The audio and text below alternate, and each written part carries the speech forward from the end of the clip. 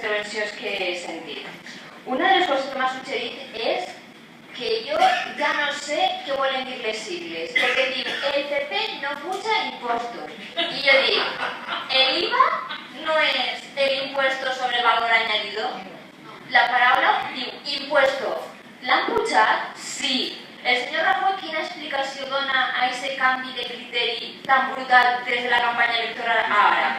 Pues justifica en que ha rebut una pesada herència. Pues si el senyor Rajoy ha rebut una pesada herència, la nació d'Alboraya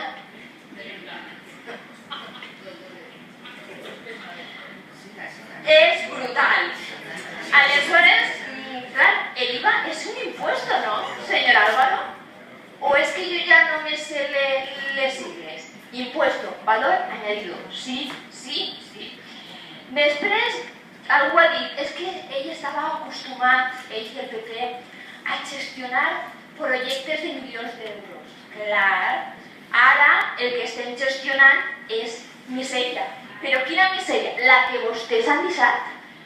A vegades dona pena de parlar, d'estalviar centenars d'euros fent coses, però és que la situació que estem vivint en l'Ajuntament és el que estem vivint.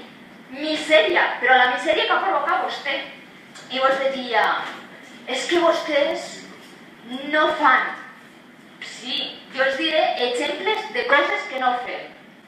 Per exemple, no fem gastar-se milions d'euros en campanyes de no subimos los impuestos, que recorde perfectament que en costar Déu i ajuda que digueren el que havia costat la campanya, però està guardat en casa i puc dir que no sé si venen 30.000, 40.000, 50.000 euros, ja la dius. Però era precís? Era precís? No era precís, però vostès ho feien així. Diuen, vostès no fan. No fem gastar-se milers i milers, inclús milions d'euros en informes que a vegades eren xixinaco, unes poquetes planes que dius, això pa què?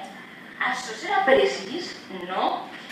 Però, clar, vostès diuen, és que pareix que diguem encara els gossos en llonganisses i que així podem fer el que ens dona la gana i que no tenim unes restriccions econòmiques. En el punt anterior hem parlat dels famosos 23 milions d'euros que entraren, que el senyor interventor dia, per l'amor de Déu no te'ls gastes, Manolo, per l'amor de Déu no te'ls gastes. I Manolo se'ls gastava.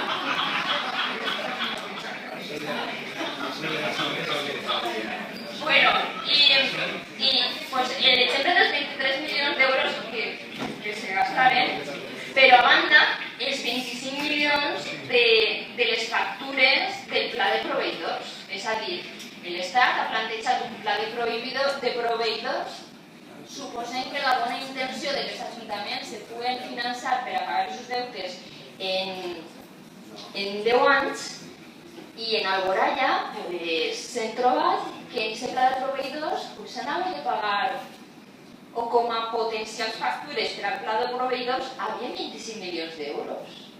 És a dir, que vostè planteja que la situació és ideal i que podem fer el que vulguem, que no s'ha de prendre mesures desagradables o impopulars, és sorprenent, perquè quan vostè agafa la pala ja ha fet fora. En definitiva, i a més, hem de recordar que aquesta ordenança és del 2001, és publicada en el BOC de 2001 i l'actualització és una actualització d'un preu de fa 10 anys. Aleshores anem a votar a favor